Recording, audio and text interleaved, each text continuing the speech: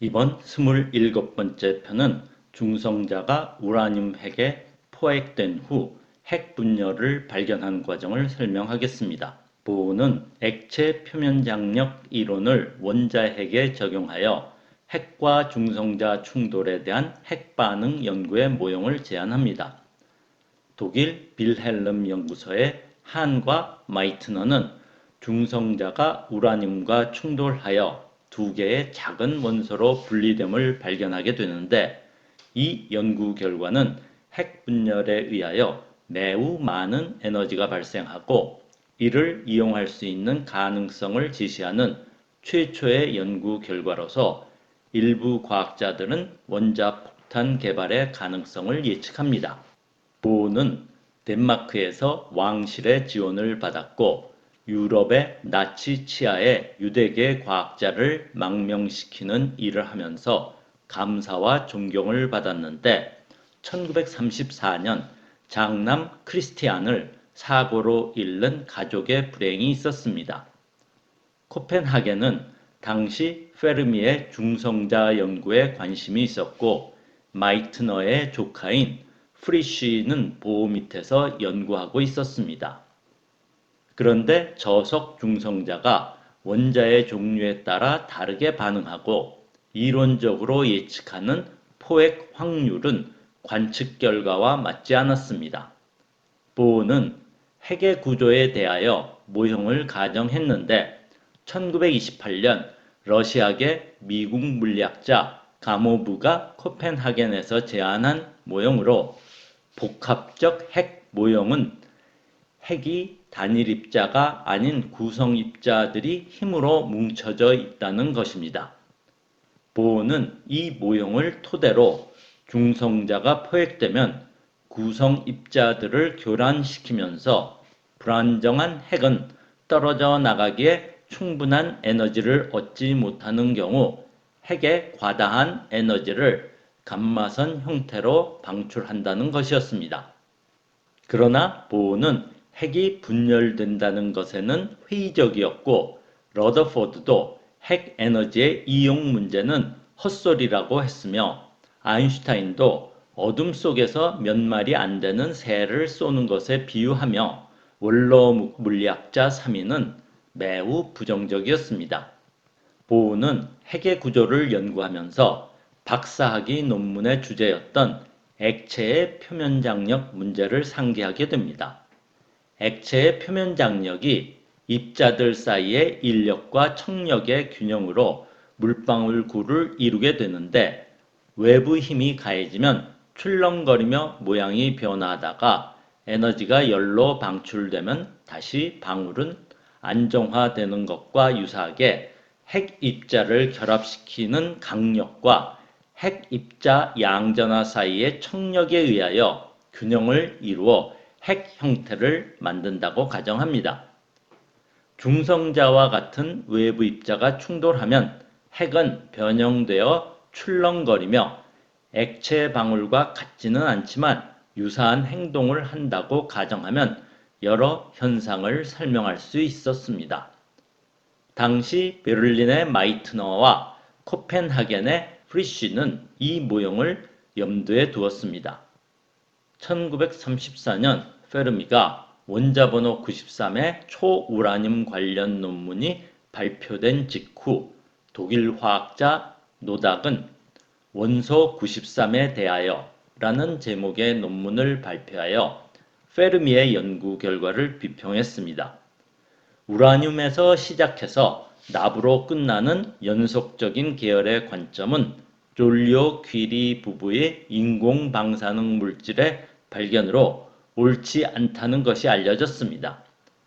납보다 더 가벼운 물질의 가능성에 대하여 언급했습니다만, 페르미는 이론 계산으로 노닥의 언급이 틀렸다고 생각했으나 당시 알려진 잘못된 데이터를 사용한 계산이었습니다. 독일 빌헬름 연구소에서 오터 한과 리제 마이트너는 일찍이 공동 연구를 했고 1935년 젊은 독일 분석화학자 스트라스만이 같이 연구하기 시작합니다. 우라늄을 중성자와 충돌하는 연구로 만들어질 수 있는 원소를 찾아내는 것이었고 1938년 초까지 10개 이상의 다른 반감기를 가지는 방사능 활동을 발견했습니다. 이들은 우라늄의 동위원소나 초우라늄 원소라고 가정했습니다. 실험은 한과 스트라스만이 하고 마이트너가 이론적 설명을 하였는데 새로운 방사능 활동이 발견될수록 설명은 더 힘들어졌습니다. 당시 프랑스의 이렌 퀴리와 유고슬라비아 화학자 사비치는 유사한 연구를 하면서 3.5시간 반감기의 방사성 물질을 발견하고 저속 중성자가 포획된 후 알파 입자가 떨어져 나가 원자번호 90의 토륨이 된 것이라고 제안했습니다. 독일 연구팀은 그럴 수 없다고 생각하고 유사한 실험을 했으나 3.5시간 반감기의 물질을 발견하지 못하였습니다. 프랑스 팀은 재차 실험에서 같은 결과를 얻었고 원자번호 57의 란탄을 사용하여 우라늄으로부터 분리하는 방법을 발견하여 원자번호 89의 악티늄이나 초우라늄의 새로운 원소일 것이라는 제안을 1938년 5월 발표합니다. 연속된 연구에서 반감기 3.5시간인 물질은 란탄과 같은 성질을 가졌고 부분 결정 방법 이외에는 란탄으로부터 분리할 수 없다는 연구 결과를 9월 발표합니다. 한은 이 논문을 보고 일주일 동안 실험을 하여 16가지 이상의 서로 다른 반감기를 가진 물질을 분리할 수 있었는데 바륨을 이용한 분리 방법으로 지금까지 알려지지 않은 3가지 동위원소를 발견했고 이를 11월 발표합니다. 이 실험이 진행되던 때 마이트너는 스웨덴에 망명 중이었고 연구 여건이 안 되는 상태에서 서신에 의하여 한과 소통하고 있었습니다.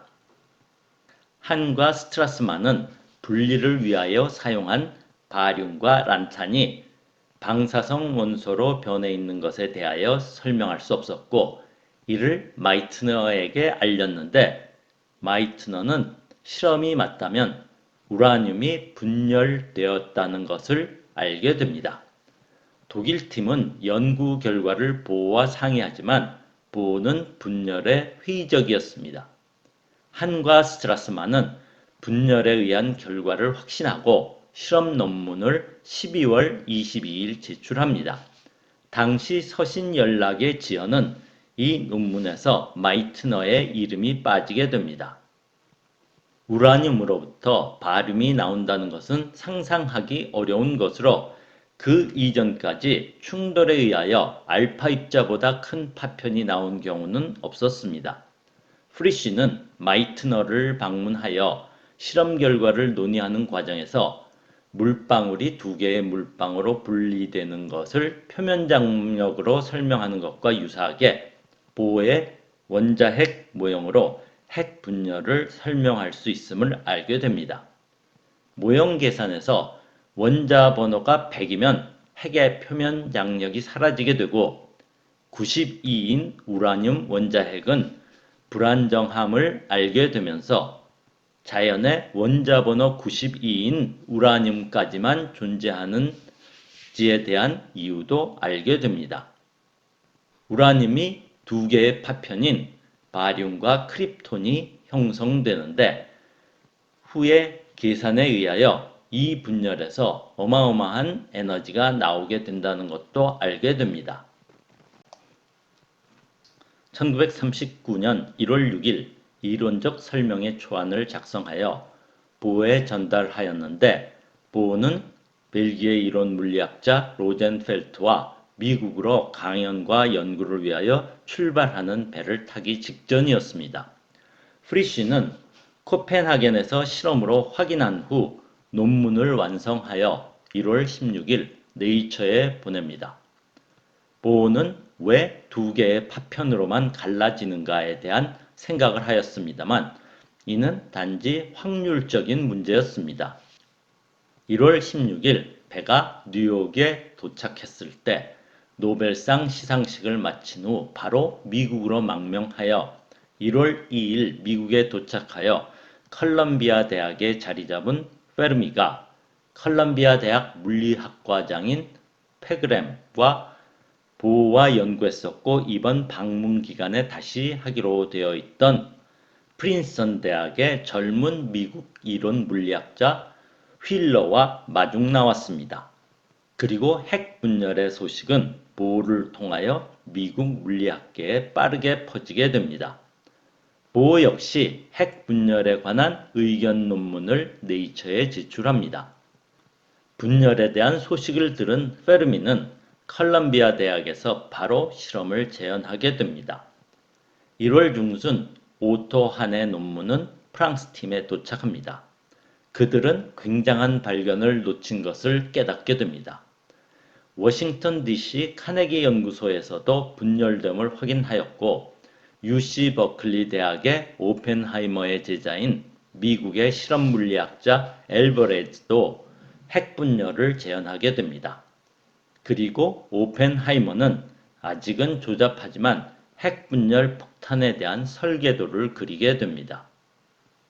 1939년 새해 벽두에 물리학자들은 우라늄의 핵분열 소식을 접하게 되면서 일부 학자들은 핵분열에 의한 에너지 이용 가능성에 대한 생각을 하게 됩니다. 핵분열에 의하여 방출되는 중성자가 어느 정도인가, 그리고 이 중성자에 의한 연쇄 반응의 가능성에 대하여 생각하는 학자들이 있게 됩니다. 페르미는 연구에 상당히 보수적으로 접근하였기 때문에 연쇄 반응에 대하여 회의적이었지만 화성에서 온 이방인 중에 한 사람인 실라르드는 영국을 거쳐 미국에 도착하여 페르미와 공동 연구를 하는 과정에서 연쇄 반응에 의한 원자폭탄의 가능성을 예측합니다. 헝가리계 화성인인 3인조인 실라르드, 위그너, 텔러는 독일이 원자폭탄을 개발할 가능성이 있기에 미국에서 연구와 개발을 해야 한다는 생각을 하고 아인슈타인을 만나고 동료와 미국 정부를 설득하기 위한 노력을 하게 됩니다. 이번 편을 요약하면 보어는 원자핵에 대한 모형으로부터 원자핵이 중성자 포획 후 진행되는 핵 반응을 설명할 수 있는 모형을 제안하였고 오토 한, 스트라스만, 마이트너, 프리쉬가 우라늄이 바린과 크립톤으로 분열됨을 발견하였고 우라늄의 핵 분열은 핵 반응 에너지의 활용 가능성을 연구하는 계기를 마련해 줍니다. 다음 편은 우라늄 235 동위원소를 사용하여 연쇄 반응에 의한 핵 분열 에너지의 이용 연구에 대하여 설명하겠습니다.